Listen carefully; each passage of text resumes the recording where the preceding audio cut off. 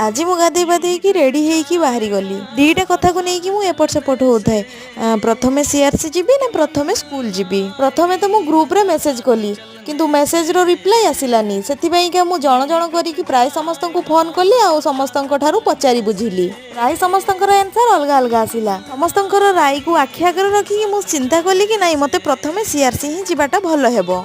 Actually समस्त को phone कर रिजन यहाँ हूँ कि आमर साइंस और मैथ किट दिखाई मते लिटमस पेपरटा मिलू नथिला। नेली भाई कहितबा हिसाब रे मु खोजिली आ खोजिबा भितर मते मिली जाइथिला। लिटमस पेपर बदल रे प्राकृतिक सूचक यूज करी हेबो जे किंतु पिला माने आनिथिबे कि नहीं से कथा भाबी भाबी काहे मु भाबिली कि नहीं लिटमस पेपर ही नै कि जिबाटा ठीक हबो। सेमानंकु क्लास रे आसिकी पचारला बेलकु सेमानकर उत्तर आसुची ना मैम आमे आनिबा पई भूली जाइछु। दशम श्रेणी रे साइंस बुक रे गोटे चैप्टर अछि अम्ल क्षार लवण तो सेही विषय रे मु तांको प्रैक्टिकल करिवि कहिथिली किंतु करै नथिली तो आज मु करैली।